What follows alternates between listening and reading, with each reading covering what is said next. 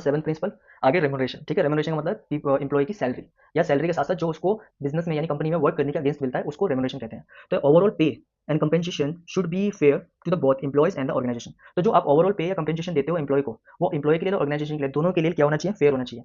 ये ना हो कि एम्प्लॉय को तुम गलत पे कर रहे हो, या ये ना हो कि एम्प्लॉय की एबिलिटी के हिसाब से जितना पे होना चाहिए तुम उसको बहुत ज्यादा पे कर रहे हो। तो दोनों बैलेंस होना चाहिए, जिससे एम्प्लॉय भी सेटिस्फाई रहे और ऑर्गेनाइजेशनल इंटरेस्ट भी रहे। अब यहाँ पे ये कह रहा है कि फेयर रेम्यूनरेशन देने का क्या अप्रोच है। इक्विटेबल सैलरी दो, उसकी जो वैल्यू स्केल और एफर्ट है एम्प्लॉय की उस हिसाब से सैलरी दो। परफॉर्मेंस बेस उसको बोनस कमीशन वगैरह दो। फिर non monetary benefits like health care, retire plan, paid leaves वगैरह दो। आज के टाइम पे देखोगे जितनी एमएनसी या बड़ी बड़ी कंपनी सब में दिया जाता है। मार्केट कॉम्पिटिवनेस, ठीक है। जैसे अगर देखा जाए इंडस्ट्री में तुम देख रहे हो बाहर कि जिस काम के लिए तुम उस एम्प्लॉय को हायर कर रहे हो उसकी अगर उस काम की वैल्यू बाहर 35,000 है, तो तुम्हें उसको मिनिमम से मिनिमम 35,000 पे करना है। अगर तुम उसको 25 या 27,000 पे कर रहे हो तो उसको ऐसा लगेगा कि वो अंडर पे है, जितना उसको मिलना चाहिए उतना नहीं मिल रहा है, तो वो अनसेटिस्फाई रहेगा कंपनी से। Regulate cost of living adjustment, ठीक है, इसको भी रेगुलेट करते चलो।